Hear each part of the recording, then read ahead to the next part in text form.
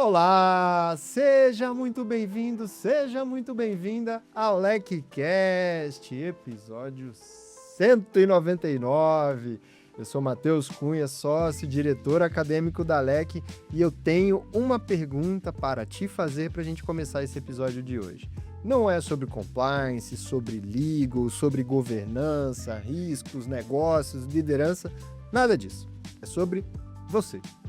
Quando tudo desmorona ao mesmo tempo, vida pessoal, rotina, planos, você ainda consegue se levantar e se reconstruir? Não por obrigação, não porque alguém te mandou, mas porque você encontrou dentro de você mesmo uma razão maior para não parar. Prometo um episódio emotivo, mas cheio de inspiração, porque a nossa convidada de hoje sabe muito bem do que eu estou falando. Na vida profissional, ela construiu sua trajetória em ambientes em que poucas pessoas ousariam enfrentar. Defesa nacional, setor nuclear, óleo e gás e tantos outros. Ambientes hierarquizados, predominantemente masculinos e muito complexos. Mas foi uma voz feminina ouvida em espaços onde isso ainda era exceção, e ainda é. Na vida pessoal, ficou viúva jovem, mãe de 3 filhos, sem aviso, e não desmoronou. Na verdade, se reinventou. E o tema de hoje não é apenas sobre resiliência como um conceito numa palestra motivacional. É sobre gestão do invisível.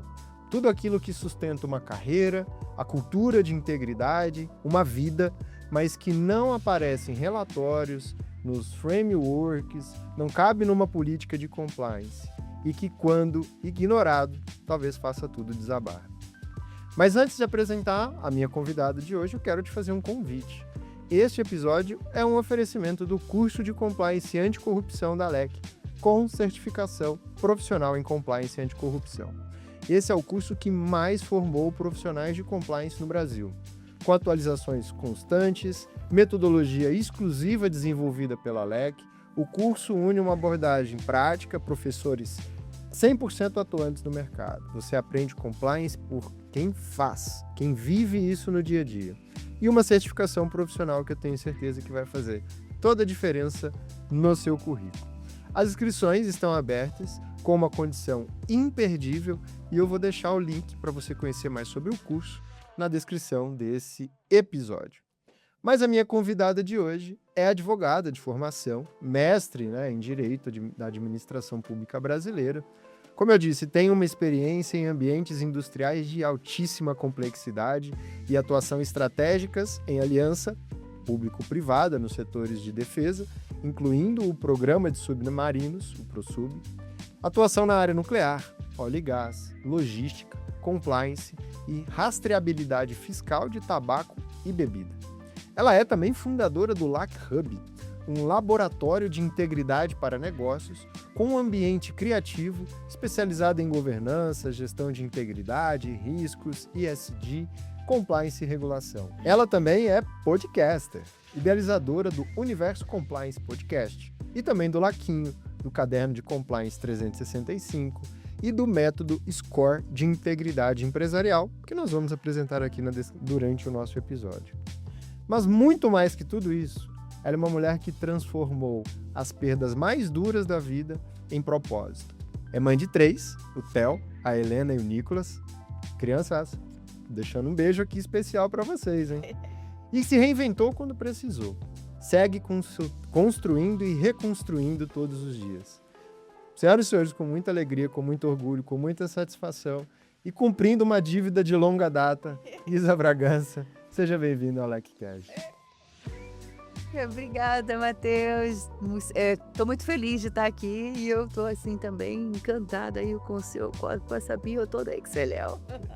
Difícil Tem de se até emocionar. Acho que vou me emocionar. Difícil. É difícil, mas Isa, você tem uma história de vida profissional, pessoal, que acho que inspira qualquer pessoa, principalmente aquelas que no momento de dificuldade precisam se agarrar em alguma coisa. A gente está num podcast que a gente fala de negócio, fala de compliance, de governança, mas acho que falar de resiliência, né, falar de propósito, eu acho que tudo isso tem a ver com carreira, com construção de vida pessoal e profissional, e você tem uma história que precisa ser contada, precisa ser divulgada, porque dificilmente a gente consegue ver pessoas passar por desafios tão complexos como você passou e sair tão forte, tão grande, tão inspiradora como você saiu. Então, sou seu fã, pois eu quero que você deixe um autógrafo aí para mim no final do episódio. Mas antes da gente falar de compliance, resiliência e carreira, Isa, eu quero deixar esse espaço para você se apresentar do jeito que você quiser. Quem é Isabela Bragança e como é que ela chegou até aqui? Uau, Matheus, eu tô aqui, assim, até me contendo pra gente ter aqui um momento de missão mesmo, né, de propósito. Mas a Isa, assim, primeiro a Isabela se viu a Isabela é filha, né, primeiro de um pai celestial, eu acho que eu me reencontrei e me reencontrei aí, então quem é a Isabela? Primeiro lugar, antes de qualquer coisa, sem sombra de dúvidas, filha. E filha também de pais maravilhosos, né, que me inspiram, Fidelis e Vânia, que são minha base. Irmã da Paula e do Vinícius, que me deram muito apoio e dão. Mãe do Theo, da Helena e do Nicolas, dá meu tchauzinho aqui para eles. Eh, Dinda, do Pepeu. Eu acho que a vida me ensinou que essa sou eu. Quando a gente pergunta assim: "Quem é você?", eu hoje me descrevo com muita clareza de que essa sou eu, de verdade. Quem eu sinto que eu sou, né, quem eu sou, antes de qualquer título, antes de qualquer formação, antes de qualquer experiência profissional, de verdade, quem eu sou de verdade? Isso eu acho que foi uma pergunta que eu fiz no momento que eu vivenciei o caos da perda, né, do meu marido, como você falou, que hoje, está na vida eterna, é uma longa, né, é um longo processo. Eu sempre digo que eu aprendi a entender o vinho e o azeite, para poder entender tudo o que estava acontecendo comigo. Eu precisei entender que vinho não é vinho, sem antes ele começar como uva, né, para ser vinho, começa como uva e tem um processo. E o azeite da mesma forma, né, primeiro você tem uma azeitona, mas você só tem o azeite depois de um processo. Então vinho só vira vinho depois de um longo processo, e esse longo e árduo processo é que faz com que você tenha diferentes, especificações, diferentes sabores, diferentes características. E aí eu acho que a gente vai começando a entrar numa atmosfera que vai fazendo com que a gente entenda, primeiro tenha convicção, né, quem eu sou. Então para mim foi muito importante, assim, quando você pergunta: "Quem é a Isabela Bragança?", porque você já leu minha bio aí, né, Matheus, eh, mas de verdade, assim, eu primeiro momento é quem eu sou de maneira convicta, né, convicção. E depois, é o depois, é tudo que vem depois. Então, resumindo, essa é a Isa. Hoje é a Isa, né, hoje aqui em São Paulo, eu brinco que aqui em São Paulo eu sou Isa, no Rio eu sou Bela. E aí ao longo desses anos aqui com a Leque, fui aprendendo que eu tenho uma outra versão, um outro nome, uma outra forma de ser chamada, que aqui em São Paulo é Isa. Ninguém me conhece aqui em São Paulo se você falar Bela ou Isabela, é Isa. É bom que você fica com um pedacinho aqui Eu em São fico um Paulo, pedacinho um pedacinho no é Rio, meio que isso. e agrada todos os públicos. Mas, Isa, você construiu sua trajetória em lugares onde poucas pessoas, enfim, falando especificamente do público feminino, né, muitas mulheres não chegaram e não ousariam sequer, fazer parte, né. Você trabalhou com defesa nacional, setor nuclear, óleo e gás, e como eu disse na abertura do episódio, são ambientes, militarizados, hierarquizados, predominantemente masculinos, então vem aquela cultura machista, misógina, e que mesmo assim, você conseguiu trabalhar, exercer ali o seu papel, conta essa história com muito orgulho, inclusive. E eu queria que você contasse um pouco, do que foi essa trajetória, né, acho que quem eventualmente não te conhece deve estar curioso para entender uma trajetória tão sui generis, mas que também falasse o que é trabalhar com compliance em setores assim, né. São setores que ensinam algo sobre integridade que talvez a maioria dos profissionais que trabalham com isso não vão ter essa experiência. Então, agora vamos para a Isa profissional, né, a Isa do direito, a Isa como começou. Acho que, Calai, assim, pensando de uma maneira bem resumida, né, eu sou advogada de formação, fiz direito porque, na verdade, minha mãe me convenceu, né, aquele velho ditado: "Seu pai é advogado, você", eu queria fazer comunicação, então você já entende porque que hoje eu me permito fazer o que eu tenho vontade de fazer, porque a missão é legada. Mas, comecei o direito, comecei estagiando, percorri os vãos do Tribunal de Justiça do Rio, fui conciliadora de justiça, eu gostava muito de fazer acordo, eu amo, né, eu amo. Comecei a trabalhar muito cedo, com minha mãe em área de bebidas, distribuição de bebidas, e e as coisas foram realmente, eu fui entrando para a universidade, fui estagiar, e aí chegou um momento que eu falei que eu não queria concurso público, eu não queria ir ser uma juíza, eu era assistente juiz, estagiária da Maerj, fiquei na terceira vice-presidência, presidência do Tribunal de Justiça do Rio, e ali eu falei assim: eu não quero ficar presa aqui dentro, não quero fazer o que é o padrão, não quero fazer o padrão. Aí eu já comecei a me ver fora da caixa desde do momento da graduação, né, quando eu fiz direito. E muito legal porque minha mãe estudou junto comigo, então a gente era amiga de turma, Que colega, né. legal. Ela falava assim: "Colega, não cola de mim não", eu falei: "Ih, colega, não cola você", a gente ali, né, aquele papo ali, aí ela: Mas sua mãe?" Eu falei: "Não, é minha amiga, colega". E foi muito divertido, foi uma experiência que, assim, hoje eu dou muito valor a ter tido esse privilégio, essa oportunidade.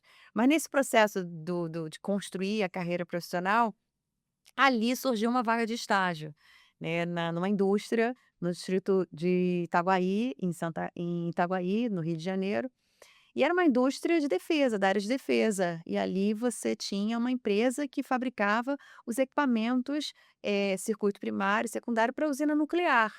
E aí eu falava assim: "Pô, tem usina nuclear aqui no Brasil? Caramba, arrojado isso, né, essa fonte aí termonuclear, que é isso?". E aí eu já me vi, assim, dentro de uma oportunidade peculiar. Fui fazer o estágio, fiz, né, me inscrevi e consegui entrar para essa vaga de estágio.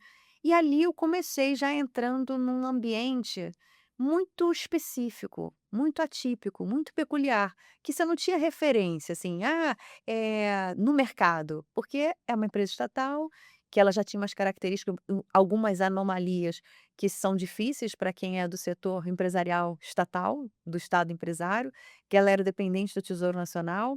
Então você já encontra várias barreiras no momento que você está pensando um projeto, como qualquer outro, né. Todo mundo que vai começar a assinar um contrato, receber um projeto de fabricação dos equipamentos, circuito primário de usina nuclear para substituir o de Angra 1. Mas nunca foi feito no Brasil. Como é que não foi feito no Brasil, gente? Como é que mas a empresa estatal não está aqui? Então quem é que fez isso? Não, isso era feito fora, vai ser o primeiro a ser feito no Brasil. Aí depois veio os blocos estruturais de plataformas de petróleo, P51. Eh, "Vem cá, e qual a referência que a gente tem?". "Não, não tem referência, nunca foi feito no Brasil". Eu falei: "Como não foi feito no Brasil, gente? Como que a empresa estatal não está aqui? Ela está aqui ou não está aqui? Ela existe ou ela não existe?". Então eu já me deparava com um ambiente muito desafiador, que era aquele assim: "Nunca foi feito aqui". Sabe aquela história do quando a gente está no ambiente corporativo, quer mudar um procedimento, quer mudar uma política, e aí tem aquele coleguinha que sempre fala assim: "Não, sempre foi feito assim, não muda não, que isso aqui sempre foi feito assim". Né, eu vivi a situação Que oposta, justo. que era uma coisa assim: "Não, nunca foi feito assim, nunca foi feito assim, nunca foi feito aqui no Brasil". Aí aquilo já me dava uma dimensão diferente. Eu falei: "Uau, nunca então a gente está falando de, empreendimentos, de obras de grande magnitude que nunca foram fabricadas, produzidas no país. Então a gente está diante de um projeto que é pioneiro". E aí eu começava sem aquela palavra, né, pioneiro, pioneiro, pioneiro, peculiar, peculiar, peculiar, fez parte de toda a minha formação e a minha trajetória nesse ambiente empresarial estatal. E ali eu já me vi assim: "Caramba, órgão de controle não entende a gente, TCU, né, CGU, caramba, o tribunal não entende a gente, cara, ninguém entende a gente". E então, necessariamente, meu chefe dizia assim, a gente na realidade já é por natureza algo que é peculiar, algo que foge ao padrão, algo que foge ao que é natural. Então a gente já estava tendo sempre que se explicar, construir, não era a palavra não é se explicar, construir. E ali eu fui falando: "Pô, mas eu gosto disso". Parecia um Lego, sabe? Assim, você vai montando um Lego. E o mais interessante aí, realmente, até a título de informação, porque é bacana, assim, o brasileiro saber, né.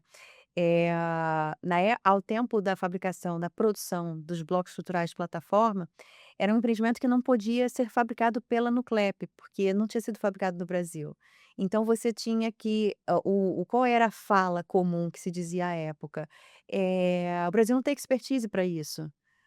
Apesar de ser uma empresa estatal que tem, um parque industrial com capacidade, fabril de absorver a encomenda, a gente não tem como produzir aqui, porque não temos, referência nacional para produzir.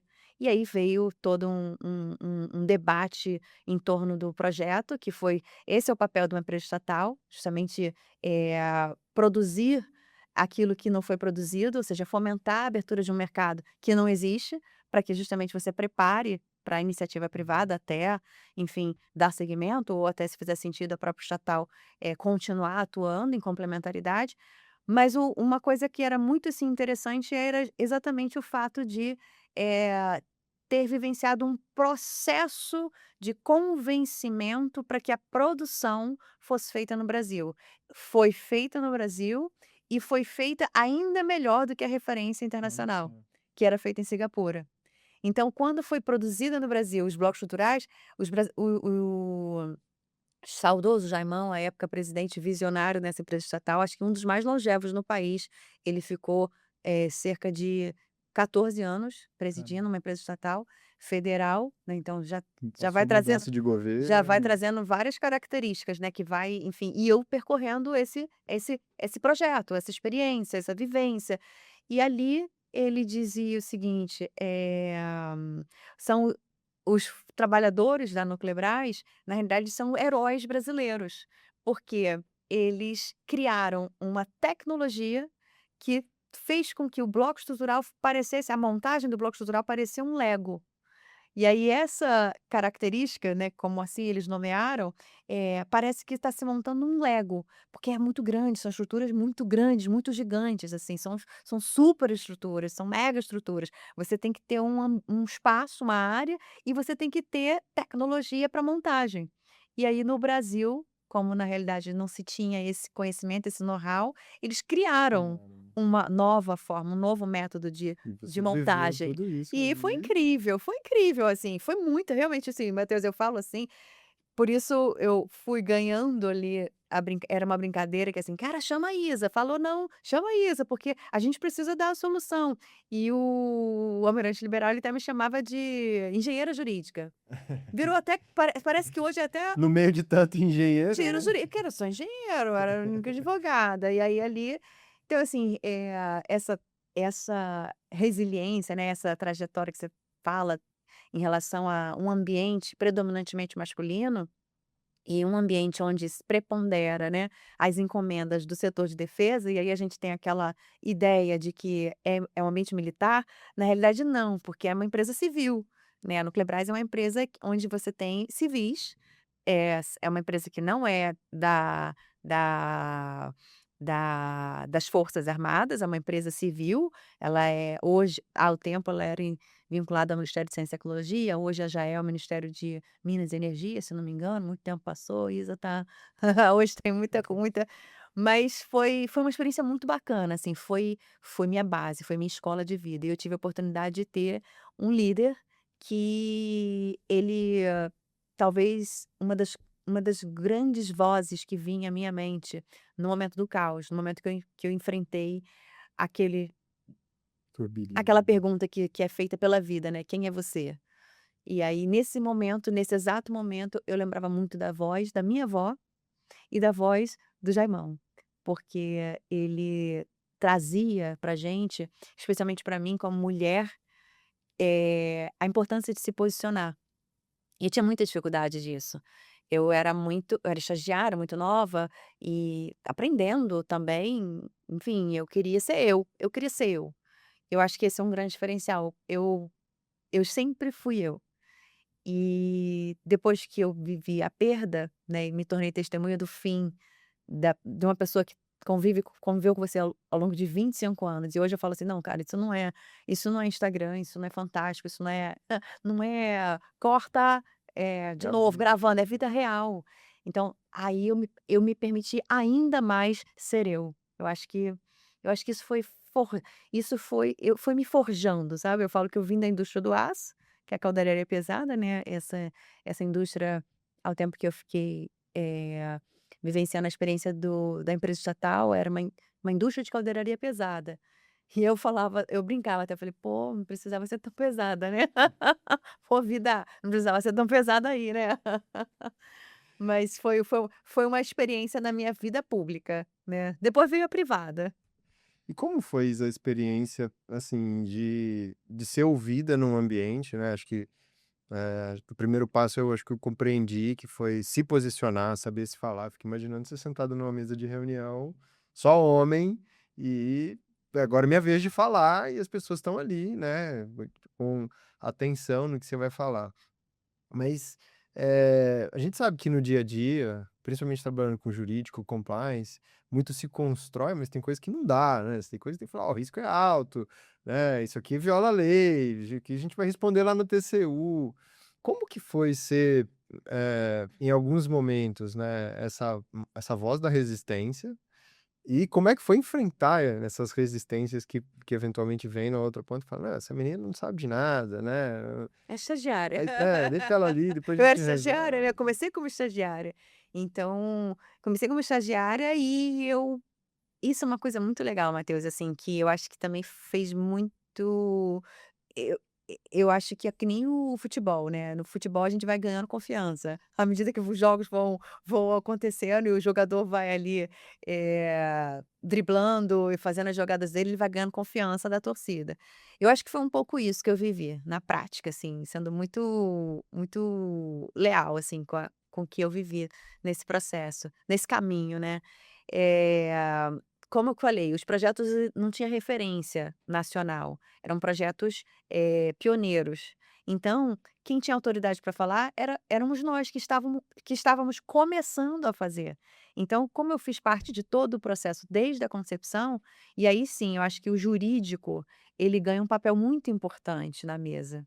Porque, primeiro porque você é o profissional que consegue, entender as particularidades, as peculiaridades, né, da natureza da empresa, ou seja, uma empresa estatal, dependente do tesouro, uma empresa que recebe uma encomenda, uma empresa que tinha as limitações para contratar, então você não pode sair contratando de qualquer jeito.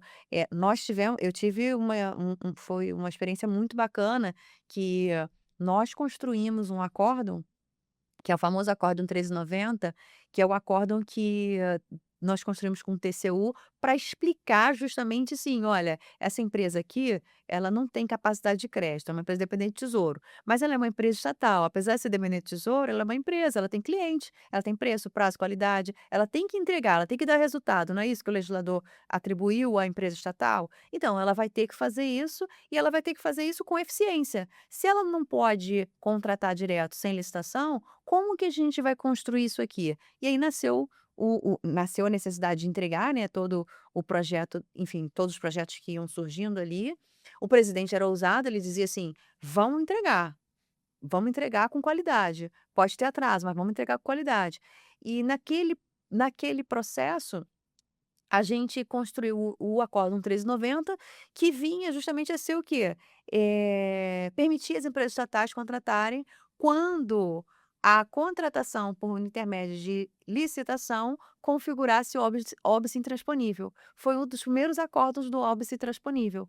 Então, se o processo ele representar um óbice intransponível para que a empresa estatal cumpra o objetivo para o qual ela foi criada, tá autorizada a contratação por inexigibilidade. Parece, assim, olhando isoladamente, parece, algo que descolado, mas quando você, vive o processo todos juntos, ou seja, presidente, diretor, jurídico, assessor, à época eu era estagiária, de estagiária fui convidada para ser assistente do departamento jurídico, de assistente passei a ser assessora de projetos novos de negócios. Então fui percorrendo exatamente ali, né, permeando os processos da empresa, vivenciando os processos da empresa e nesse momento ganhando confiança.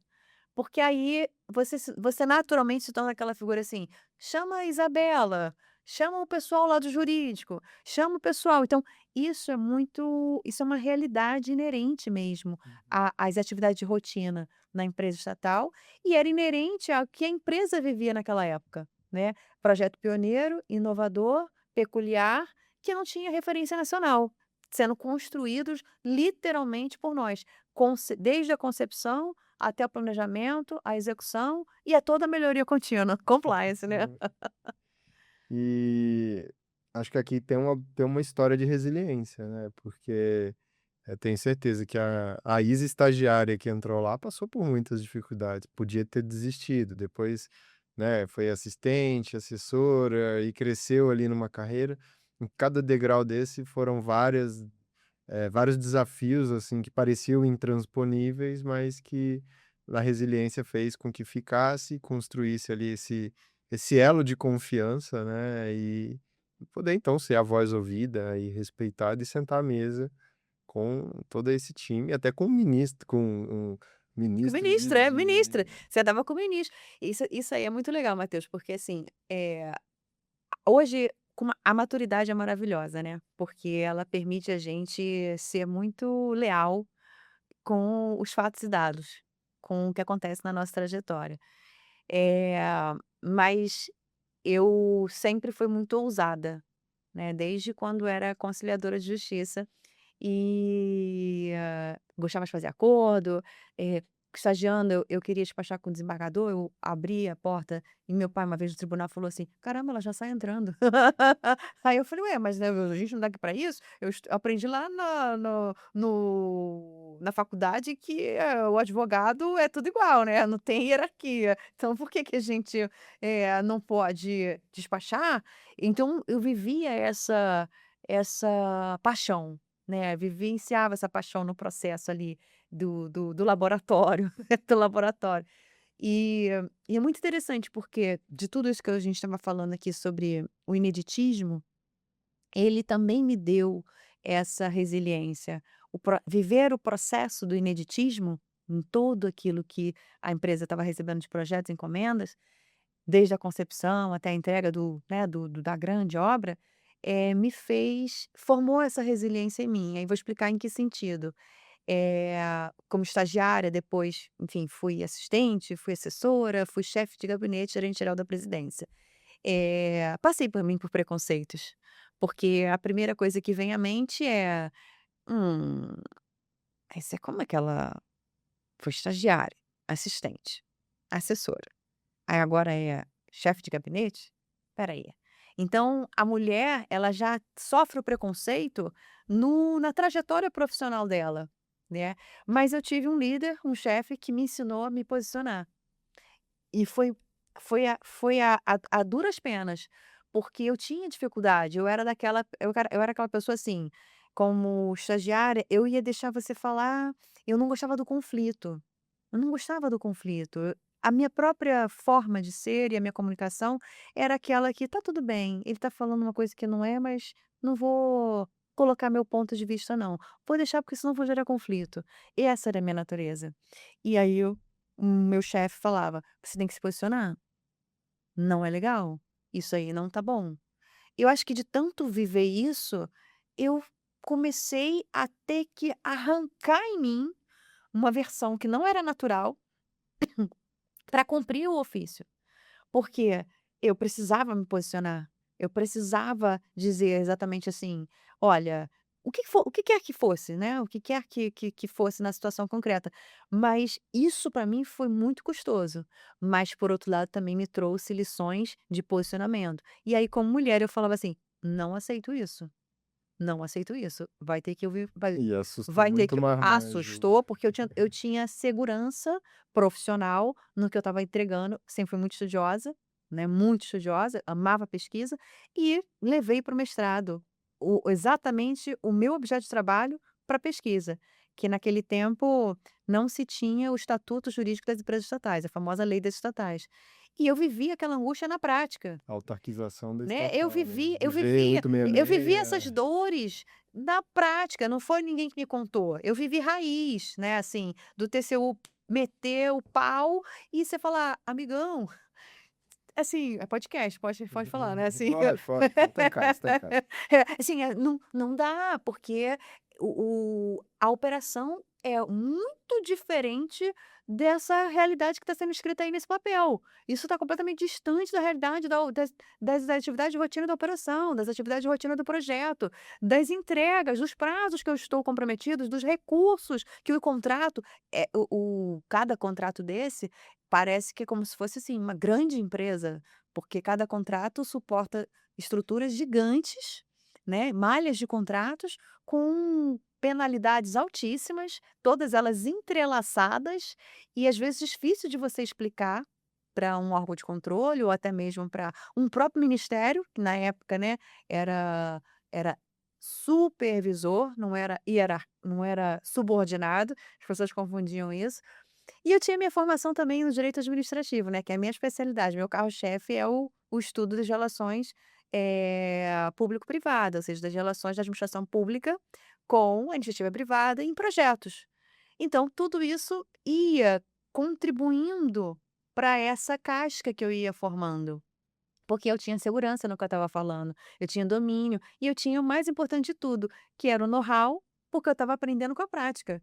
Ninguém estava me Entendo. contando, eu estava aprendendo com a prática, eu estava sofrendo, eu estava chorando, eu estava sorrindo, eu estava caindo, estava levantando, eu estava machucando, tinha cicatriz. Então era real, não era assim uma coisa, segundo o artigo, não, não, segundo o artigo não, Deixa amigo, o aqui livro na prateleira. vamos lá que aqui a parada atrasou a obra, a multa é tal, o negócio o buraco é lá embaixo.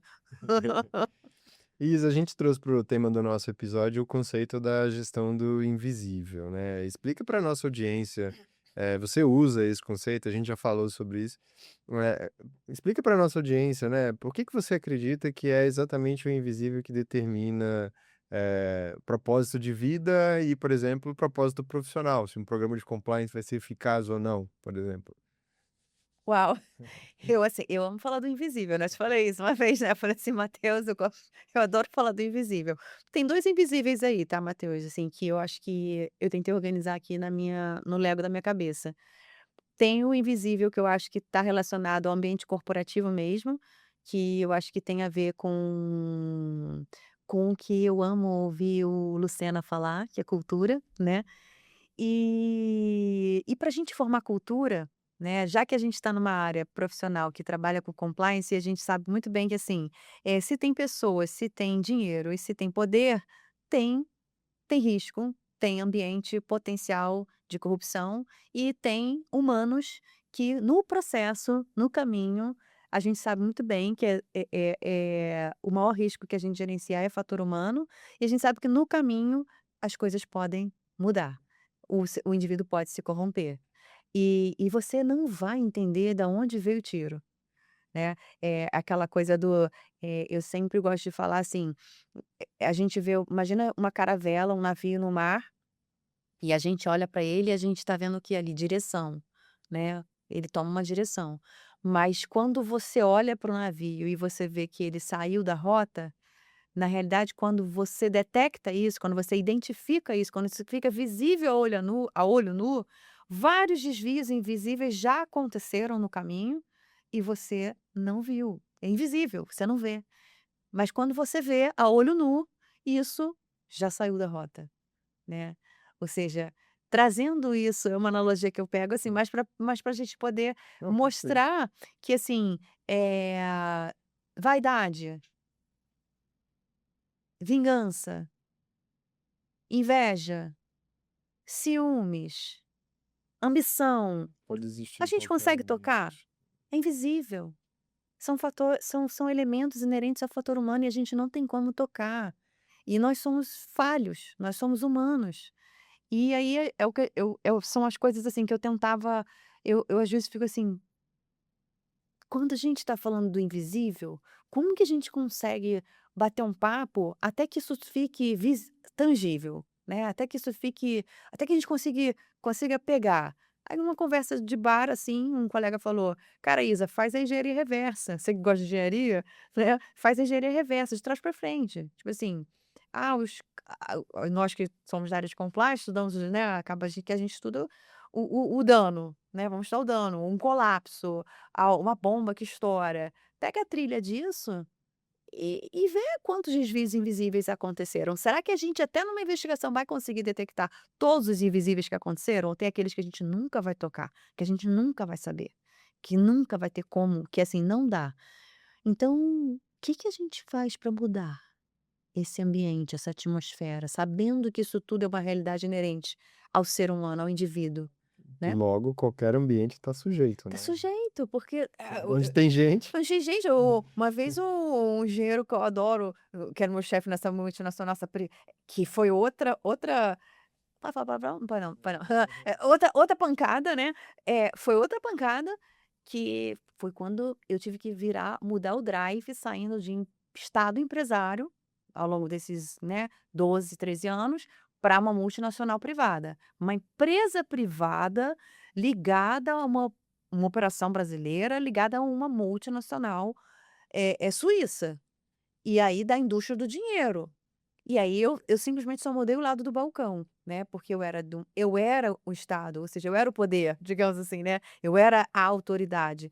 E eu virei o fornecedor estratégico. Mas como eu estudava muito sobre aliança estratégica, e uma das coisas que a gente mais sensibiliza muito todo gestor em empresa estatal, especialmente departamento jurídico, que às vezes tem mania de olhar mal um fornecedor que às vezes é estratégico para o business, para a entrega do resultado principal para o qual a empresa dele foi criada, só isso. E às vezes trata mal, não trata bem, não desenvolvem políticas de relacionamentos consistentes, sólidas, para mudar a atmosfera. Tudo isso que a gente vai falando é invisível. Você percebe que é invisível, dá trabalho, Um relacionamento construído não tá numa cláusula de contrato, não né. tá numa cláusula, nenhum, né, Matheus, assim, e aquilo que a gente estava falando, ganhar confiança leva tempo. E a gente sabe muito bem, como eu estava falando, meu sonho era viver um ambiente privado, que eu falava assim: "Ai, tô cansada aqui, Conselho de é tudo muito administração difícil pública. aqui, nada pode, tudo hora, pô, Deus, é prestação de contas, é aquela loucura, o gestor tem medo do CPF. O problema do gestor público É, é o medo do eu CPF. passei, pô, eu sentei nessa cadeira. Você sabe. Passa 5 anos, vai prescrever O seu o coração você fica assim, aí você pô, mas eu já filosofei pra caraca nessa vida do medo do CPF, porque o medo também é invisível. O medo é um fator invisível, mas ele é um fator que, apesar de invisível, ele é uma realidade tangível no que influencia da as tomadas de previsão. decisões no dia a dia do gestor público. E isso também afeta o quê? O ambiente privado. Em que sentido? Em vários. Aí vamos levar para o laboratório, porque tem muita coisa que dá para fazer no laboratório lá, para poder justamente estudar cientificamente essas bases de dados, mas isso é um fato. E é uma coisa que isso é uma coisa que realmente eu tenho paixão, né, nesses dados, Porque eu acho que a partir do estudo desses dados é que a gente de fato vai começar na linha do tempo, aos poucos por parte, não é rápido, leva tempo, a conseguir gerenciar esse invisível, que afeta no fim do dia o resultado, ou seja, que resultado é esse? O bem-estar do cidadão, a qualidade do ambiente de negócios. Então, assim, isso é muito macro, né, isso é muito abstrato, mas a gente sabe que tem que ir para a origem, Sim. tem que ir para a fonte. E aí falando de fonte, aí eu entro na segunda dimensão do que eu defino como lidar com o invisível, né, que tem a ver com a parte espiritual mesmo. Eu acho que na vida a gente vai formando uma espécie de nós vamos desenvolvendo inteligências, né.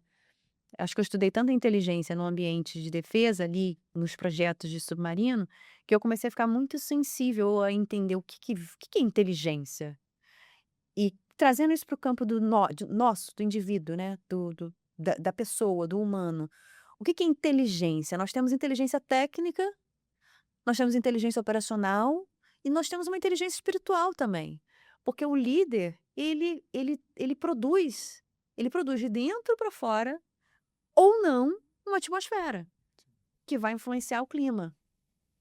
E aí, por exemplo, a gente fala muito assim: "Ah, o RH", eh, e aí sem falar de religião, por isso eu falo assim, cada um tem uma religião, não é o ponto, mas existe uma esfera espiritual que influencia esse indivíduo.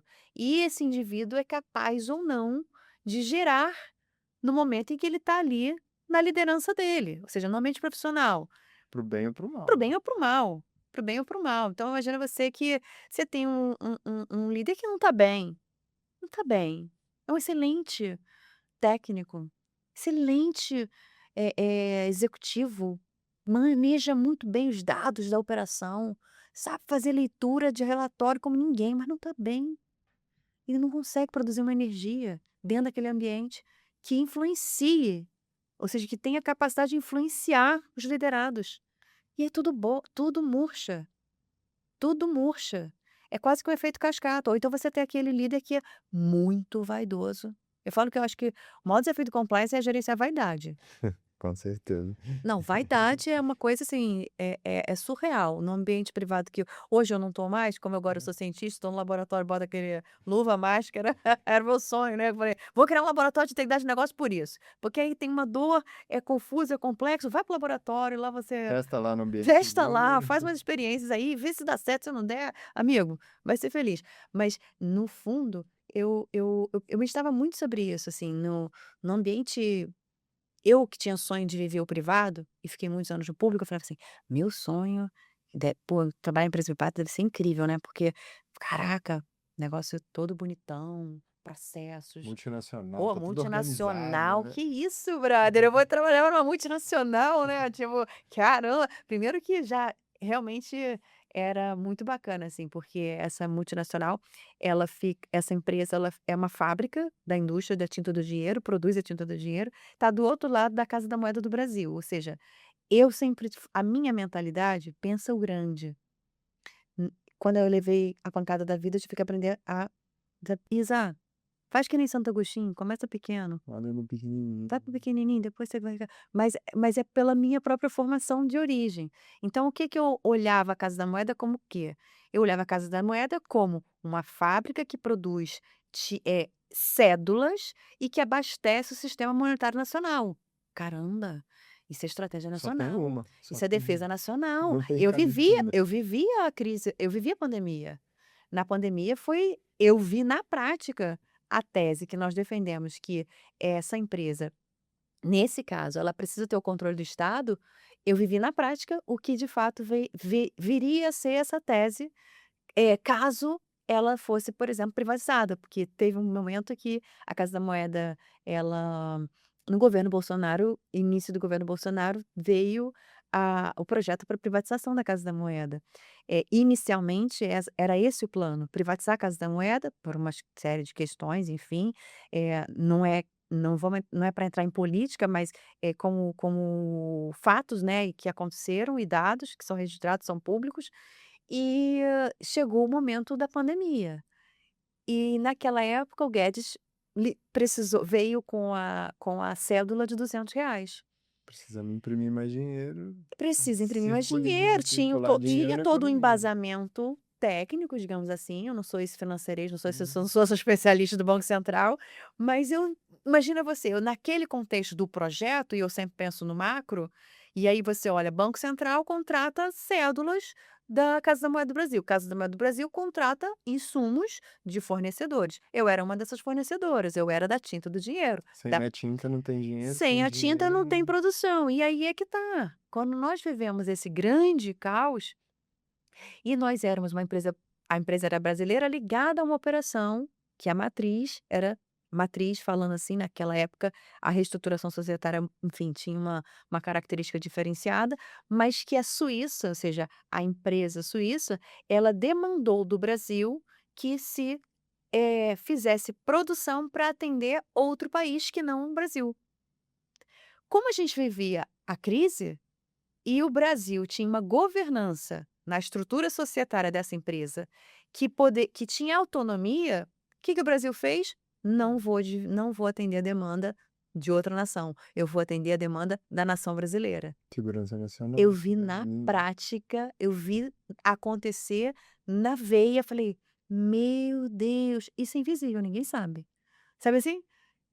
Acontece na operação, acontece só que assim, até que as coisas sejam entendidas, aí isso é só um dado pequeno, muito pequenininho, que não virou informação.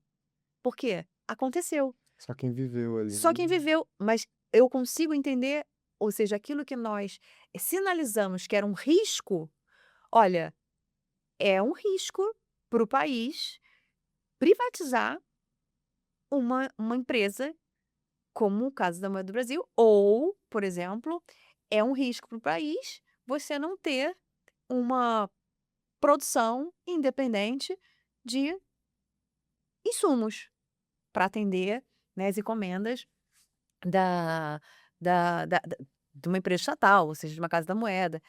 Enfim, o ponto prático é que realmente, assim, são questões que surgem, né, são problemas que surgem e eles são multifacetados mesmo. E até você entender do que você está falando, do que se trata, enfim, são dados bacanas, assim, acho que de projetos que acho que tudo isso contribui para gente, para nossa formação, sabe, Pessoal e para nossa profissional, né. experiência. É.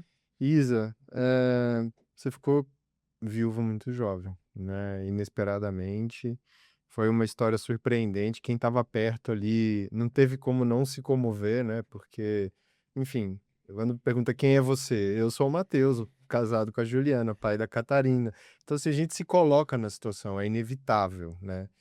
E te acompanhando, né, assim, todo esse período, eu falo que você se transformou, né, você transformou tudo isso numa experiência de aprendizado, se agarrou muito firme nos seus propósitos, né, e o que que essa perda te ensinou sobre resiliência que nenhuma formação acadêmica, nenhum curso, nenhum framework, vai ensinar, né, quais foram os invisíveis que você encontrou nesse cenário? Acho que o primeiro invisível, Deus, né, sem sombra de dúvidas, assim, como a gente falou, na esfera espiritual, para mim, o primeiro invisível no momento do caos, Deus, sempre Deus. Mas é difícil, porque foi uma mudança, uma coisa é quando você perde alguém que você ama e que você vem, né, num tempo, talvez uma doença, talvez alguma coisa que aconteça e você viva um processo que de fato também é duro, desafiador, Você já mas você já espera, né. espera. Outra coisa é você viver uma ruptura abrupta, assim como essa que eu vivi, e aí é difícil, né, assim, porque primeiro, assim, você falou sobre invisível, sobre parceria, parceiro, eu não sei se você falou você usou uma expressão que na hora que você falou, eu lembrei da Léquia.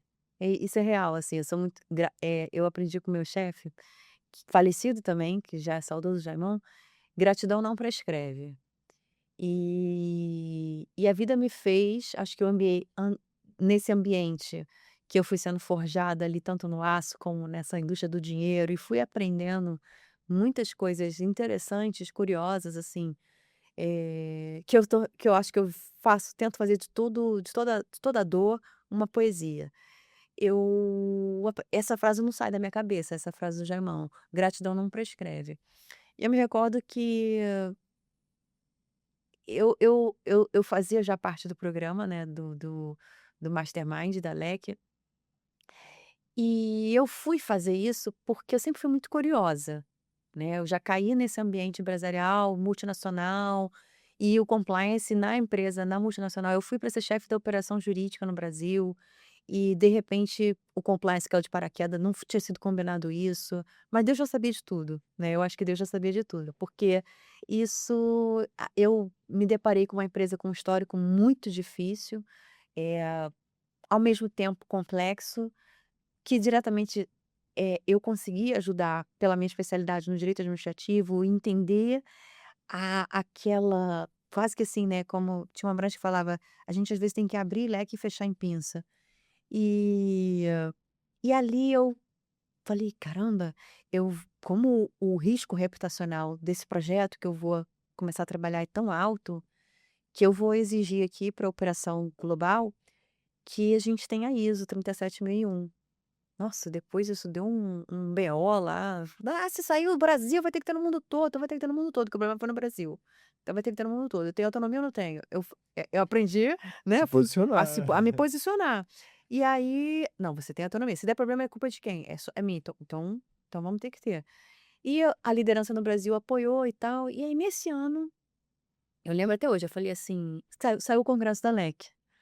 Saiu um congresso da LEC, eu falei assim, aí eu lá, né, eu sempre fui muito curiosa, pesquisadora. Aí eu tá, caramba, vou levar todo mundo para o congresso, juro. Como eu estava como eu estava bem, né, quando você entra, tudo são flores, todo mundo te dá ideia.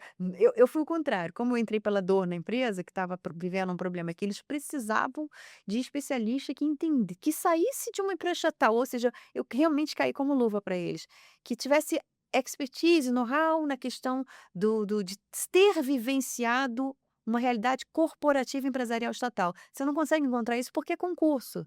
Então não tem essa pessoa disponível. E eu estava disponível. Então, migrei, né, para essa oportunidade, que era de outro setor, outro segmento, mas para não perder o foco, como eles estavam com um problema, com uma dor, aquela coisa, né, a dor também traz muita oportunidade de aprendizado, de crescimento. A liderança me dava ouvido, né, me dava autonomia, me dava crédito. E aí eu falei: "Olha, eu preciso que aqui os líderes, que a gente vá nesse congresso". Fomos todos, fomos 6, eu e mais 5. Pô, isso é arrojado, né. Levar os Não, executivos pô, aí para um fomos congresso de aí não compliance. esqueço, passou uma chamada, eh, "Seja mastermind de compliance", falando do programa Mastermind Compliance Alec. Quando eu olhei aquilo, eu falei assim: "Gente, que coisa maneira, que coisa incrível". Eu achei aquilo incrível, achei aquilo, eu falei: eu vou aplicar". Não, mas aí é arrojado pra mim, porque isso aí é só pra gente grande, isso aí é só pra isso aí é só pra, pô, vão querer a multinacional lá, a galera, pô, a empresa que eu trabalhava, o nome ninguém nem nunca tinha ouvido falar, e sempre foi do nunca ouvi falar, né, porque era sempre muito atípico. Aí eu falei: Ninguém vai chamar". Aí eu não esqueço, por isso que eu falo que tem Deus, né, tô contando isso só resumindo pra gente não subestimar alguns acontecimentos que tem na nossa vida. Eh, Apliquei para o Mastermind da LEC. Fiz parte da primeira turma, né, entrei e fui chamada, fui convidada. E ali eu fiquei primeiro eu fiquei muito orgulhosa de mim, porque eu não esqueço, eu recebi ligação do Kalaio, e do Awani. Fizeram uma entrevista, conversamos, e conversei com a Alê. E ela falou: "Nossa, o seu currículo é muito diferente, submarino, marinho, uns negócio diferente aqui.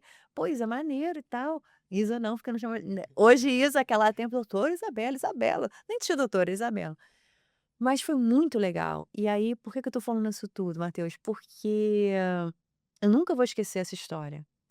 Porque no momento da pior notícia da minha vida, que eu fico, né, emocionada assim, eh, eu lembro que eu falei assim: "Eu acho que eu não vou conseguir seguir na LEC".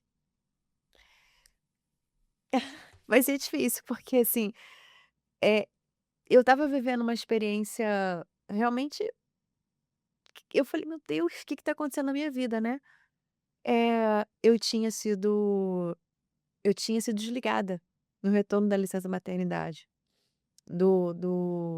dessa empresa. Eu não tenho vergonha de falar, né, porque também o a maturidade é bênção, é divino. E aí eu não entendia, mas eu sabia que tinha questões políticas ligadas a essa decisão e também talvez foi muito importante. Hoje eu vi que foi livramento, porque não tinha alinhamento com o que nós trabalhamos, né, com o que nós levamos muito a sério. Então foi ótimo ter sido desligado, mas foi ainda mais importante, porque aí eu entendi, na verdade já era Deus me preparando. Porque 6 meses depois, André veio a falecer, né, partiu para um outro plano. E aí naquele momento eu falei: "Meu Deus, como é que eu vou seguir, né? Qual vai ser o que vai ser de mim, né? O que que eu vou fazer? Como vai ser?" Porque 3 filhos, eh, posso ser muito criativa, posso amar fazer um monte de coisa, mas, eh, e a esperança, né? Como é que fica?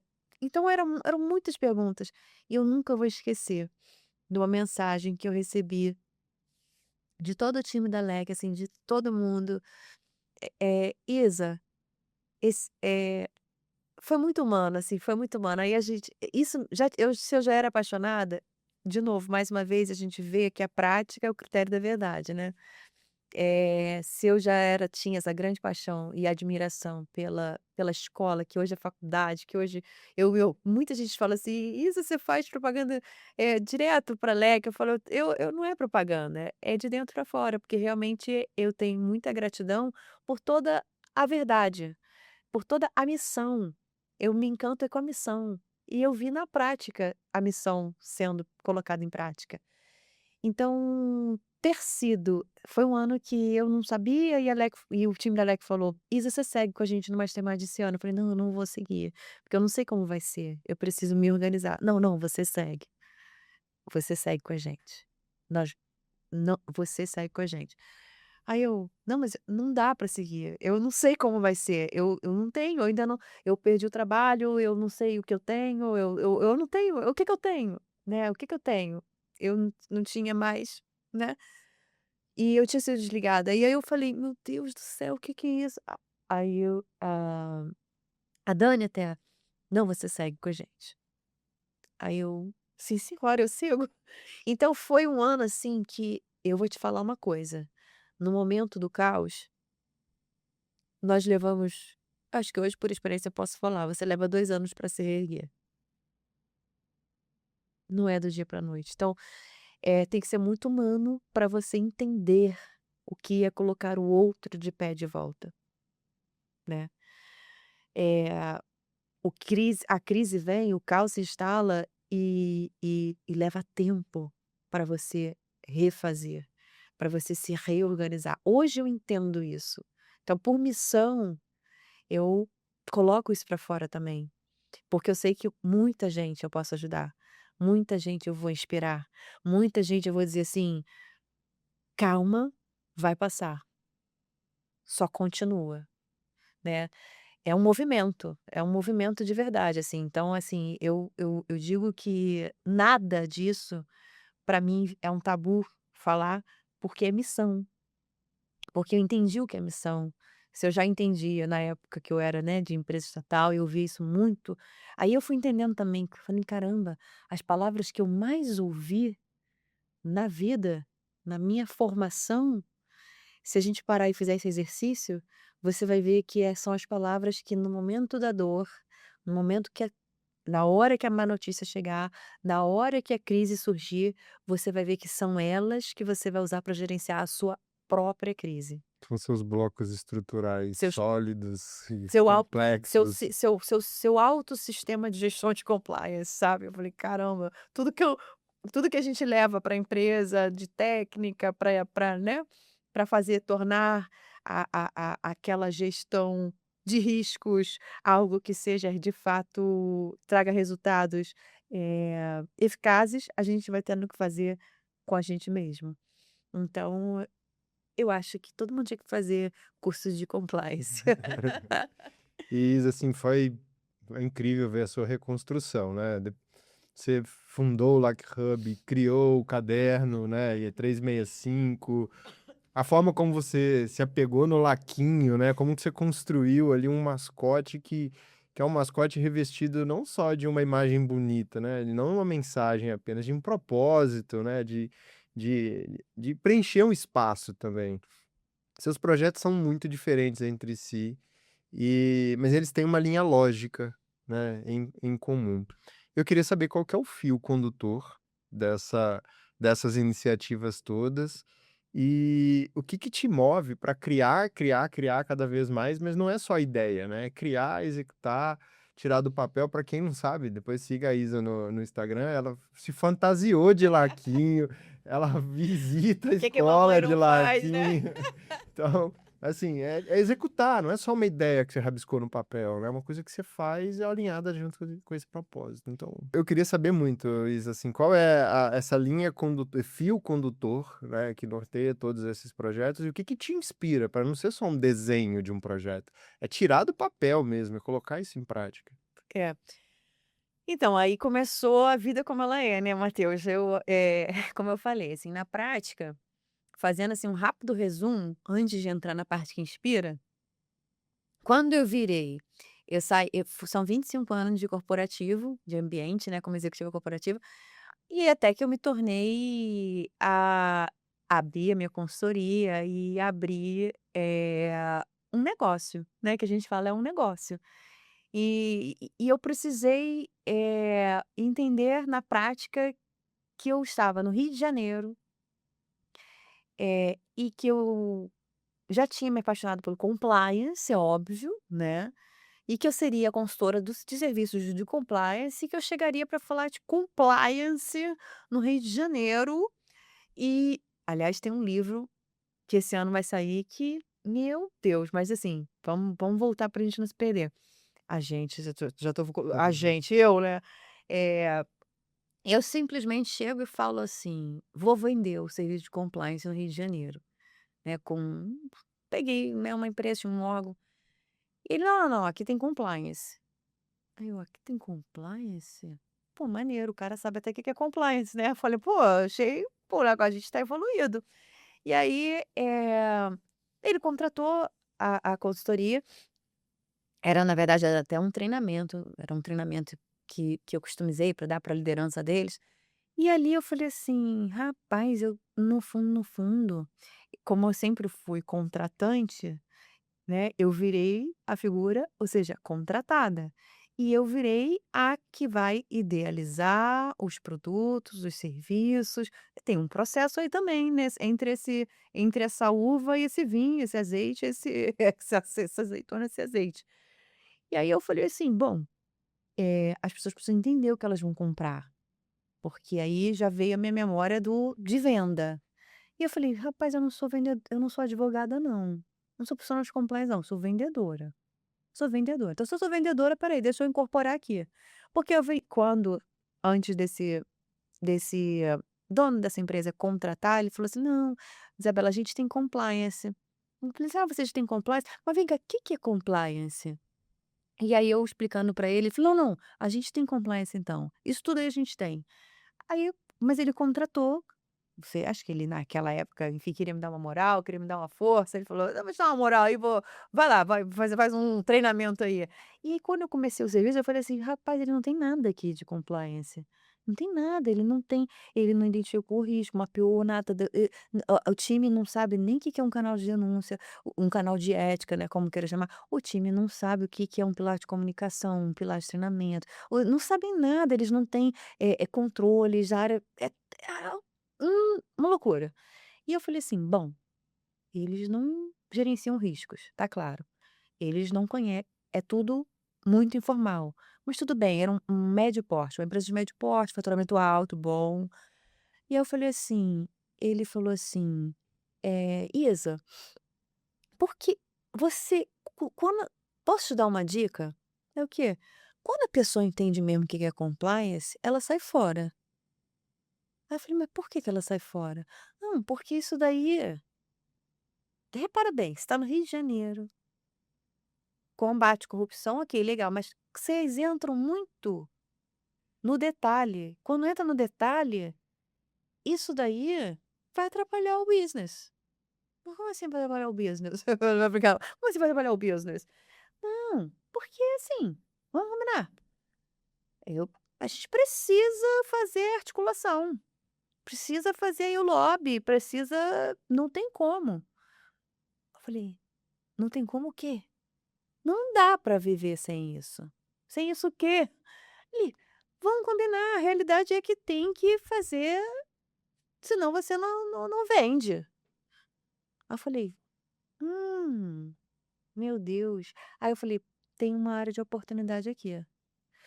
Naquela hora eu falei assim: "Deixa eu te falar uma coisa, você sabe qual é a pontuação se você tivesse um programa de integridade na sua empresa, né, que valorizasse todos os".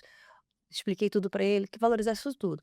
Você tem uma pontuação na ponta da língua? Se eu te perguntasse assim, qual é o score, né? Porque se eu perguntar para você qual é o score de crédito, o teu financeiro vai saber rapidamente qual é o teu score de crédito e o banco vai te dar crédito ou não, porque a relação com o banco é de confiança e o banco não te vê como CPF, ele te vê como número.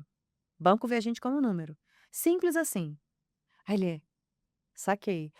Então tá bom. Então agora vamos olhar o seu CNPJ como um crédito, como uma pontuação, como um score para o banco. Qual seria o seu da sua empresa ali? De 0 a 100. Falei: "O dia que você responder para mim na ponta da língua, pronto. Aí a gente pode começar a construir essa cultura de integridade no seu negócio". Por quê? Não adianta eu pegar as referências de outros negócios, de outras empresas, porque o seu negócio, a sua empresa, a sua operação, a característica dela, ela está sendo desenvolvida no dia a dia.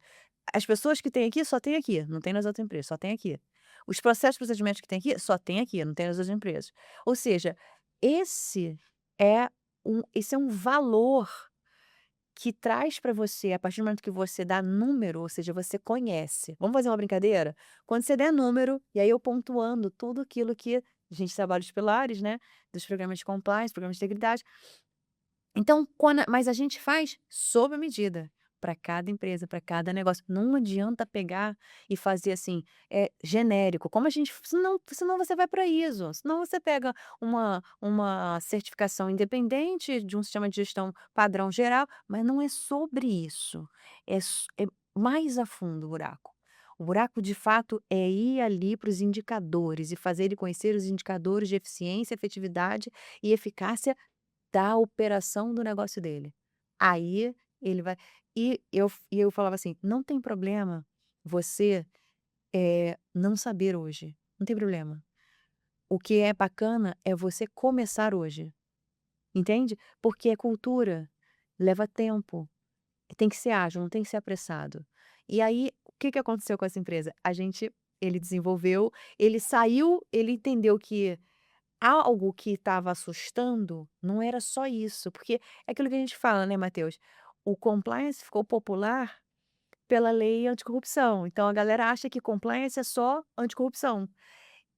Não consegue entender que é muito além disso, ou seja, você conhecer, tocar os riscos inerentes à operacionalização do seu negócio no dia a dia, meu Deus, isso é competitividade, isso é informação do seu negócio. Então, quando a gente traz, e foi por isso que o fio condutor, por exemplo, você perguntou, o fio condutor, quando veio o score de integridade empresarial, veio dessa brincadeira, nasceu com uma brincadeira, com um cliente que ele se assustou e não quis seguir, porque ele achou que estava falando só da parte que envolvia o compliance anticorrupção, e eu falei assim, tá bom, já entendi que aqui a gente tem uma questão de cultura para trabalhar, tem Tem sensibilização, oportunidade. tem oportunidade, então vamos na linguagem que dá para vender. Vamos vender, porque a nossa missão aí é que tá. A nossa missão é vender, porque a gente só vai transformar a partir do momento que as pessoas, os indivíduos, os líderes, os donos do negócio entenderem. Se a gente não falar a língua do dono do negócio, ele fica distante. Então, assim, a gente aqui em São Paulo, pô, tira onda, né? São Paulo tira onda, porque é maduro. Peguei 8, 9 anos de avião, 9 anos pegando avião, vem do Rio, vem, pisa para cá, absorve, conhece, vem para Leque, estuda, pesquisa e tal, volta com o Rio. Aí chegou lá, bola murcha, né? Meu Deus, a gente tem muito a fazer. Na Marinha tem um estado que, assim, há muito o que fazer. E há muito mesmo. Eu não quero dar o spoiler aqui, mas tem um livro, né, que é o livro desse ano que eu lanço, que nasceu de uma indignação. Não, vou dar o spoiler. Pode dar, fica à É, vou dar o vontade, seu spoiler. momento. Nasceu de uma indignação. Primeiro ano meu do mastermind da LEC, nós éramos quantos, Acho Matheus? que 20 no Uns máximo. 20, né. E aí um dos colegas fez uma pergunta, falou exatamente assim: "Deve ser difícil ser profissional de compliance no Rio, né. Como é que é ser profissional de compliance no Rio?". Nasceu dessa indignação, por isso que eu falei, também tem da dor vem o propósito, nasce a missão, ou seja, dessa pergunta, aquilo sempre ficou guardado. E aí eu falava assim: "Poxa", eu fui a primeira carioca do Compliance Mastermind, a gente brincava com isso: "Isa é a primeira carioca". O Serpa, maravilhoso, querido, quando desenhou a aquarela dele, eu queria que ele desenhasse o laquinho. Aí ele: "Isa, eu não consigo desenhar um laquinho, eu vou desenhar". Eu falei: "Então desenha o que te vem à mente". Ele desenhou o Cristo. Eu falei: "Ai, que lindo. Poxa, isso aqui, meu Deus, isso aqui olha, isso aqui vai entrar num projeto que eu tenho no laboratório, que nasce do laboratório também, que são criações, né, um espaço de criação mesmo, então nasce muita coisa legal". Eh, e ali naquele momento eu falei assim, eu senti uma dor de identidade, sabe, Matheus? Eu falei assim, eh, "Mas como assim ia fazer no Rio? É igual fazer em São Paulo, em Minas, no Acre, Roraima, no Sul, é um país, né, é Brasil, a gente está falando de Brasil". Mas isso me mostrou o quanto nós temos a fazer, como a Marinha, né, coloca na esse jargão que tem: "Haverá muito o que fazer, há muito o que fazer, sempre o que fazer". E então é contínuo, é um movimento contínuo. E nesse processo em que nós no Rio de Janeiro, de fato, temos uma grande missão, árdua missão, e ali a perda do André, o falecimento do André, acendeu em mim, queimou em mim, colocar para fora essa indignação. Por isso tem um livro, eu dei o spoiler de como ele nasce, da indignação que ele nasce, mas é muito legal, porque eu falo sobre identidade, eu falo sobre território, eu falo sobre reputação, e eu uso o sensorial como um elemento transformador, um elemento de transformação. Já dei spoiler pra caramba, mas, isso veio da mais profunda dor da minha alma, que quando eu vivi esse lugar, eu falei assim: "Meu Deus, o que que eu posso fazer para contribuir, nem que seja um pouquinho, para deixar para Theo, Helena e Nicolas aquilo que vai inspirar eles a pontos de fazer e transformar". E aí nasceu essa isso que sai do laboratório lá, mais uma vez, me emocionando aqui. Tá difícil, hein, Matheus? Você vai ver só, você no Universo Compliance Você Podcast, vai se vingar, não sei, isso é difícil, hein? você vai se ver. Porque o Universo Compliance Podcast também nasceu. Na Dessa construção. nasce desse laboratório que eu achei mais bacana, assim. Acho que tudo é muito orgânico, né. Eu não tenho pressa, eu tenho sonho, eu tenho esperança. Eu acho que isso foram as 2 palavras que eu ouvi no dia da despedida, no dia que eu antes de receber a notícia do falecimento do André. Isso nunca mais saiu da minha cabeça. 2 palavras, eu estava toda vestida de terno verde, toda vestida de terno verde. E eu passei num escritório, no estúdio para pegar alguma coisa, e uma senhorinha na porta do elevador falou assim para mim, "Nossa, toda de verde, esperança, você é esperança". E aí, fui para uma reunião no Jardim Botânico, chegando lá, entrando de novo uma senhora entra e a mesma palavra. Nossa, e usando assim: "Nossa, nossa, o nossa, nossa, esperança, você tá de esperança". E enfim, horas depois eu recebi a notícia que recebi, mas eu entendi que Deus já estava falando para mim: "Não deixa a esperança morrer, continua crendo, continua entendendo", que foi assim que eu consegui entender a A eternidade, né, foi assim que eu consegui acessar e encontrar esse lugar. Uma porque eu creio, né, então tá dentro da minha inteligência espiritual, que eu falo, né, como camadas, nós temos dimensões: inteligência espiritual, inteligência técnica, inteligência, operacional, qualquer que seja as inteligências, mas nessa dimensão da inteligência espiritual, eh, foi assim que eu consegui fazer o abraçar, né, foi assim que eu consegui tocar. E aí isso se materializa em todas as criações, em tudo aquilo que de fato, renova a minha esperança, o meu desejo, a minha criança interior de me permitir sonhar, de me permitir fazer tudo novo de novo, de me permitir, não deixar de ser quem eu sou. Mas de realmente ouvir essa voz que vem de dentro e colocar em prática, ainda que nasça como uma grande loucura, que de repente quando eu vejo o Laquinho, recebo uma professora da OAB de Mato Grosso do Sul me convidando para falar do Laquinho.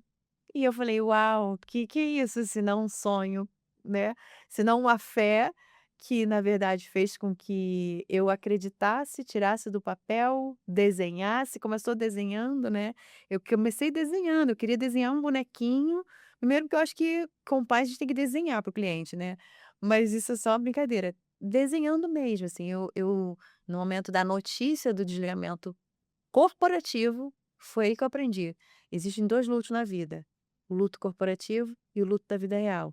No luto corporativo que eu vivi antes do luto da vida real, nesse luto, eu só desenhei, porque eu amamentava enquanto amamentava Nicolas, eu olhava meus filhos e aquilo na minha cabeça vinha um turbilhão de emoções, e eu falei: "Uau, quem nós somos, né, quem somos nós?" A primeira pergunta que você fez para mim no início: "Quem é a Isabela?" Eu me fiz essa pergunta, e ali eu falei: "Não, tem vida depois do julgamento.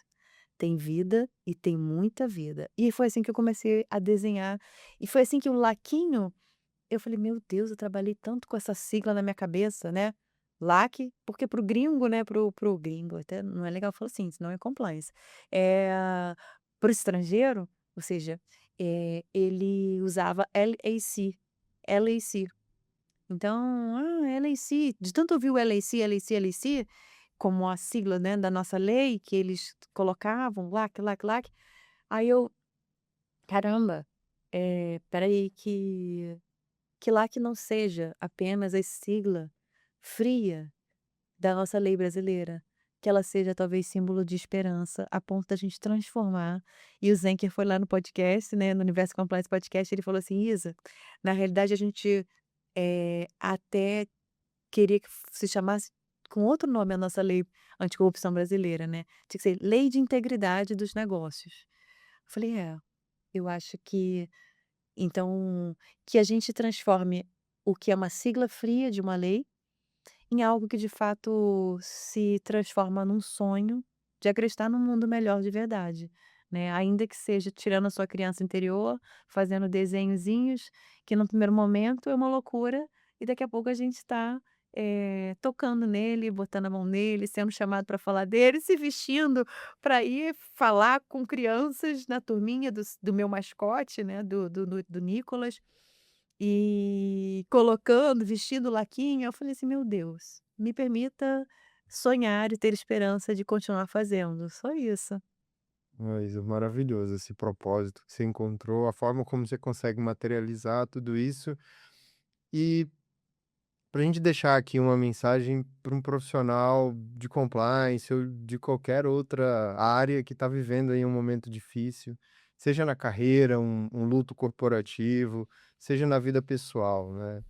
Uma pessoa que se sente invisível, né? Uma pessoa que se sente sem reconhecimento, sem espaço, sem fôlego para continuar. O que que você diria para essa pessoa? De verdade, Matheus, você muito vou permitir vir a minha criança interior aqui de novo, que eu acho que foi o que eu fiz no momento em que eu reagi, né, ao luto corporativo e ao luto da vida real. Eu ouvi a voz de Deus, realmente, me perguntando o que que eu tinha dentro de casa. E eu lembrei que no primeiro episódio, acho que já foi na segunda turma do Compliance Mastermind, né, da gente nos trabalhos do Compliance Mastermind, a gente falou muito sobre que o compliance começa em casa, né. A gente foi um fórum que a gente estava numa roda e a gente abriu uma grande roda, conversamos, e a gente falou muito sobre isso, que o compliance nasce em casa. Eh, porque de novo, na hora que o inacreditável acontecer, e não importa se você está ocupando uma posição de liderança, de poder, num cargo público, num cargo privado, empreendendo, fazendo o que for, a fonte tá, a base tá dentro de casa, né. E uma coisa que eu vi na prática acontecer comigo, que virou também um livro, mas aí é um livro meu pessoal, eh, de testemunho mesmo que eu dou, né, que eu divido. Que eu vi na prática, assim, na verdade, Deus nunca vai usar aquilo que você não tem para te salvar. Ele vai usar o que você tem. E assim, a pergunta que foi feita para mim foi: "O que que você tem em casa?". E na realidade o que eu tinha em casa eram meus filhos. E aí eu falo: "Uau, então eu tenho tudo". Na realidade eu entendi que exatamente era a partir dos meus filhos, a partir daquilo que eu tinha dentro de mim, ou seja, dentro de casa. O dentro de casa também pode serve pra gente dentro de você. O que que você tem dentro de você? O teu conhecimento, a tua experiência, a tua história, aquilo que você plantou de sementes, aquilo que você transformou, aquilo que você inspirou. Então, tudo isso que está dentro da tua casa interior ou dentro da tua casa física é aquilo que Deus vai usar para fazer você continuar. E você vai continuar, e você vai continuar, a ponto de você se reencontrar. E foi assim que aconteceu comigo, por isso que eu me alegro. Hoje eu me alegro. Hoje eu agradeço muito tudo que eu vivi e cheguei até aqui, e agradeço o que ainda está por vir, sabe. Então eu acho que é o primeiro de tudo, assim, é realmente, assim, tenha muita fé, né. "Ah, eu não tenho uma religião", não é sobre religião. Tenha fé, que nem que seja na fé de encontrar dentro de você aquilo que vai trazer resposta, né. E eu acho que isso me ajudou muito, sabe, a gerenciar a crise do meu sistema de gestão de verdade, porque são muitas responsabilidades, é aquilo que eu falo, foram 3 dores de uma vez só. Perdi meu grande amor, perdi a dor da mãe, que dá a notícia para o filho, como é que você dá a notícia para o seu filho? Que o papai não tá aí. E a dor das responsabilidades, porque o tempo não sabe quem é você. O tempo nem te conhece, ele te nem sabe quem é você. Tudo acontece e a tua vida parou. Você parece que tá levitando, né, e o tempo tá, ó, acelerado, o relógio roda. Então eu acho que esse isso isso somos nós, seja dentro totalmente de uma empresa, dentro de casa, né, não importa. Por isso que eu falo que, eu fui conseguindo, tocar naquilo que me fazia sentir. Por isso eu acho que, assim, hoje eu tomo muita posse disso, assim, ca me faz sentir, aí tá a minha missão, aí tá onde eu quero, aí tá não me faz sentir? Não, essa energia porque nós somos energia, né, nós somos energia, então, assim, a gente vibra na frequência do que a gente acredita que nós somos. E aí foi assim que essa pessoa que tá aí, né, saiu do foi desligada. Primeira coisa é dizer: "Olha, calma, tem vida e vida melhor, vida muito melhor". Então isso foi eu vivi na prática. Eu, enfim, sempre eu tinha um salário alto, né, sempre tive uma carreira executiva, liderança, poder, cargo, posição, benefícios, e do dia para a noite eu passei a ter que fazer o meu salário. Não é fácil. Você tem que vender. Mas você tem que para você vender, você tem que ter propósito. A gente tem que liberar energia de dentro para fora, porque isso é que de fato faz com que a gente venda e ainda viva do que sobra da venda. Que história, Isa. Fiquei arrepiado aqui, ri, chorei, foi emocionante. Eu acho que sem sombra de dúvidas, se não o mais, um dos mais emocionantes episódios aqui do LikeCast. Eu sou cria, né, É sou cria. cria, né? Não poderia ser diferente. E quem quiser te conhecer mais, quem quiser conhecer os seus projetos, quem quiser conhecer o Like Hub, o Lequinho, como é que as pessoas te encontram, Isa? Bom, eu digo que um dia de cada vez, né, vivendo de maneira orgânica, reaprendendo a aprender também. Então, me encontra lá no Instagram, eu tenho um perfil isabelabragançalima.ló, é um perfil que eu tô crescendo aos pouquinhos também, ele vai eu não busco um número de seguidores, eu busco qualidade, então eu quero de fato inspirar aquelas pessoas que ali estão. Se eu não dou conta de eu tenho que dar conta de 3 filhos, imagina a gente às vezes eu vejo as pessoas assim: "Quantos seguidores você tem?" Eu falei: "Não, eu não quero quantidade, eu quero qualidade". "Quantos seguidores você tem?" 100.000. Você dá conta de 100.000? Você está falando para 100.000? Você está influenciando 100.000? Uau! Então tu é o cara. Então eu quero de fato que a gente eu quero ser muito consistente, eu quero ser de verdade. E então esse Instagram tô cuidando com muito carinho para construir essa essa comunicação que é o que a gente fala assim, que não seja mecânica, que te faça sentir, que te faça entender, a ponto de você mudar a sua ação, as decisões que você toma no seu dia a dia, porque aquilo fez sentido para você. Então tô lá. Tô no canal do YouTube, Universo Compliance Podcast, tá lá no canal do YouTube, é um projeto também que vai aos poucos e por partes, de maneira orgânica, eh, e a gente caminha ali no universo compliance. Tô, mais aonde? Tô no LinkedIn, que o Gustavo Lucena fala: "Isa, investe no LinkedIn, porque é lá que tá o cliente". Vou investir, Gustavo, mas tô lá no LinkedIn. A gente, também, tem lá Isabela Bragança Lima. Eu sou Isabela Bragança Lima, né, Gustavo, né, Matheus. Então, assim, sou uma só. Fundei um Lucky Hub, temos o site www.luckyhub.com.br, então lá você vai poder acessar as informações que estão relacionadas a esse laboratório de integridade de negócios. Acho que a proposta é de ser de fato assim, você tem uma dor, amarga, você tem dores concretas, dores complexas, que saem de execução de projetos de ambiente regulado ou com pouca regulação, leva para o laboratório, que tem muito a se criar, a se construir, a se cocriar para a gente poder de fato, alcançar os objetivos desejados. Então eu tô por aí, tô na rede da LEC, né, também a gente, no Compliance Mastermind, podendo contribuir, também no congresso, palestrando anualmente aí, para mim, sem sombra de dúvidas, eu acho que um dos maiores e melhores investimentos que eu já fiz na minha vida. Que isso, Isa. Obrigado. Obrigado por estar aqui, né? Veio do Rio, tá aqui em São Paulo Mas eu tenho gravando. uma surpresa para você. Ah, não começa. Eu trouxe para o Matheus uma incubadora, e aí você vai entender por que que o laboratório Lucky Hub é uma incubadora de negócios. E eu trouxe pra você um presentinho, uma lembrancinha. Abro ao vivo, Ao na frente vivo. das câmeras e vi, meu Deus. Ao Que vivo, porque isso. para Muito mostrar pra obrigado. você que vale a pena sonhar.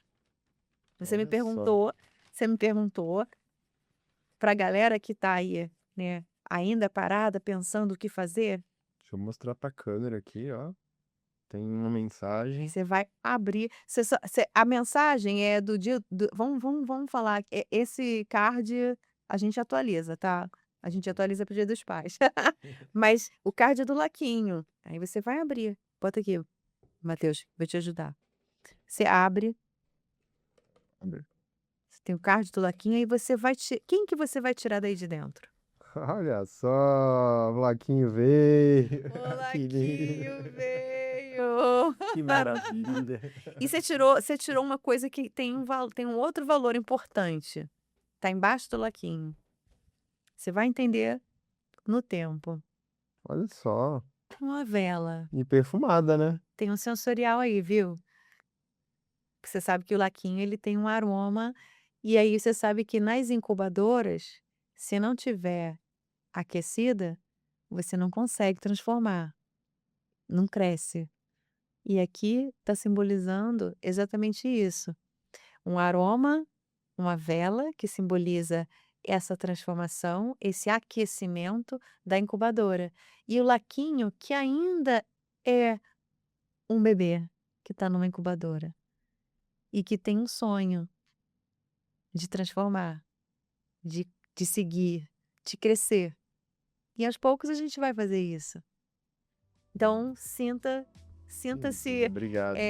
sinta-se dono do laquinho também. O laquinho também é seu, também tem sua história. Tem a história de Vou levar comigo com muito acreditar, carinho. acreditar num mundo certeza. melhor. E sempre que eu encontrar com o Laquinho, que vai ser todo dia, eu vou lembrar dessa. Aí tem um bombonzinho aqui, porque sem doce a vida não tem graça, né? Ah. Sem doce a gente não consegue transformar. Muito obrigado, Isa, de coração. Foi um episódio fantástico, muito bom de ter aqui. Parabéns por essa força, por ter encontrado essa força, por ter passado por esse momento, acreditado, não perdido a fé e a esperança, e desejar para você de melhor, né? Acho que olhando para frente, você tem uma base sólida, você tem 3 vidas lindas ali sobre a sua responsabilidade ainda, mas que é inevitável falar que serão referências aí, pessoas, seres humanos fantásticos como você é. Então, obrigado por estar aqui, obrigado por dividir sua história. Eu espero que você tenha se emocionado, eu espero que você tenha aproveitado. Se você acha que esse episódio faz sentido para alguém, faça-o chegar a quem precisa ouvir essa mensagem.